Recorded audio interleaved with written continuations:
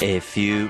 Well, Harry and Meghan, the Duke and Duchess of Sussex, are not working royals. They've made that repeatedly and screamingly clear to anyone who wants to hear it.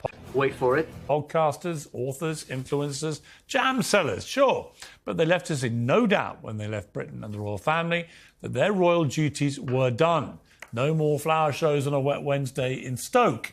So That doesn't make sense. it came as something of a surprise to many of us this week when the formerly royal couple landed in Nigeria in Africa to embark on what looked, sounded and felt very much like a normal official royal tour.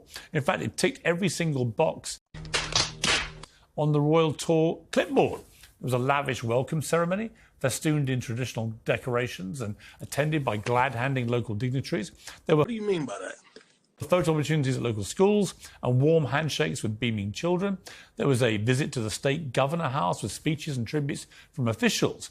This was certainly no holiday, nor was it a private visit. It was a renegade royal operation in full swing and a booming look at what you could have won message to their ailing family in Windsor. Look at this. Meghan even revealed that she is Nigerian after taking a DNA test, but actually explained to audiences in her typically humble and self-effacing style the clues were there all along. Are you serious? And what's been echoed so much, really, in the past day by men and women alike is, oh, we weren't surprised when we found out you were Nigerian. Oh, no. Stop it. And I say that mostly as a compliment to all of you, because what they define as a Nigerian woman is brave, resilient, courageous, powerful. Humbling. That is the word you'd associate with her, isn't it? Well, Harry and Meghan knew exactly what they were doing, of course, and I'm sorry, I'm very cynical about it. In the build-up to their wedding, commentators heralded the boundary-breaking power of the newly biracial monarchy. That fact has been lost in the onslaught of race baiting the couple have unleashed ever since. But I know it's true because I wrote that myself on the day of the wedding. The actual royal family, meanwhile, has an increasingly fraught relationship with the former colonial nations, not helped by the brazen and discredited accusations of racism flowing from the Sussexes themselves. Prince William and Princess Catherine were pilloried for perceived missteps on a tour of Jamaica, where they shook hands with locals through a chain-link fence. The royals are met with ill-conceived demands for reparations and apologies for ancestral sins on every royal tour these days, culminating in King Charles saying this in a speech in Rwanda. Wait for it. It seems to me that there are lessons in this for our Commonwealth family. For while we strive together for peace, prosperity and democracy, I want to acknowledge that the roots of our contemporary association run deep into the most painful period of our history. I cannot describe the depths of my personal sorrow at the suffering of so many, as I continue to deepen my own understanding of slavery's enduring impact. How? Hold on, bro. Important to remember that it was Britain, of course, who began the end of slavery. Never gets mentioned in any of these debates. But they knew the context of Sussex. If there's one thing we learned about Harry and Meghan's family trashing, money-grabbing strategies since they quit the UK and the royal duty, is that they don't do anything by accident. Every frame of this trip was storyboarded for maximum impact. Clearly the lucrative deals that fund their lavish Californian lifestyle He's serious. might be running a little dry. Rebooting this rent-a-royal racket is a profitable way of rekindling interest in their fading brand. Some commentators are even speculating that Meghan fancies herself as a future American president. How? And to be fair, the campaign slogans, well, they write themselves. Make America hate again, build back bitter, or maybe just lock her up.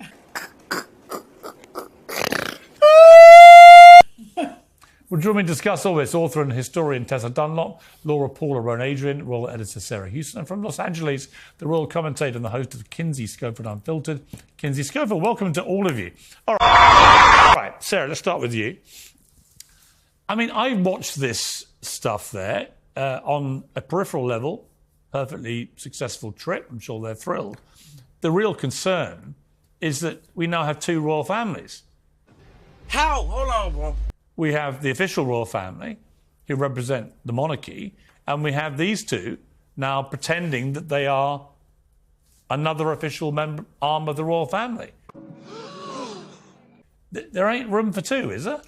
Well, what's marked about this, I spent many a week and month covering royal tours, and this does look and feel like a royal tour. It had... Are you serious? All of the ingredients there. The difference being they weren't acting on the behest of the Foreign and Commonwealth Office. They were invited by the Nigerian Chief of the Defence Staff. What do you mean by that?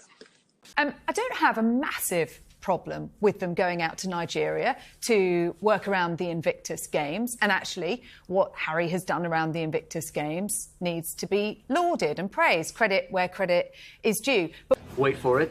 what they were doing is effectively what they wanted to achieve from that infamous Sandringham summit. They wanted to be financially independent. They wanted to go and live their lives away from the royal family, but they wanted to dip in and out where they could. Fact. They said they wanted to continue to support the Crown and the Commonwealth. And you'll remember that statement that was put out at the time of Megxit, where there was that comment, slightly veiled comment, that everyone can serve. Service is universal. And I think from their perspective, that's what they're doing, continuing to serve. But yes, it did look like a royal tour, and particularly notable because we haven't had any big royal tours. No. My disappointment. The reason like for that... this, because of COVID, because of the Well, King's health, for also, example. let's remind ourselves, Tessa Dunlop, before you launch into your impassioned defence, no doubt, of how wonderful this all is, that the King of this country is currently stricken with cancer and can't perform the duties he wants to perform. And his son and heir, his wife, also has cancer and can't perform duties. So as the senior members of the royal family here are stricken by very serious illness, the very, very last thing they want is to have these two coming in from California and effectively supplanting them on these unofficial royal tours. Fact. Soaking up all the attention that should be on the actual people who put the shifts in for duty in this country, not the renegades filling their pockets. Discuss. Small case of sour grapes on your part, I think. Why? Piers. Well, because... I've already said I didn't. From their point of view, very successful. It's not sour grapes. There's no room for two royal families doing the same thing. Clearly Stop it. is. I mean, we're sitting here discussing it. Newspapers have been full of it. You've said yourself that one royal family's out of action, so up they step. Your issue is they're not being dutiful in the name of Great Britain. No. And you What? Bro, what are you talking about, man?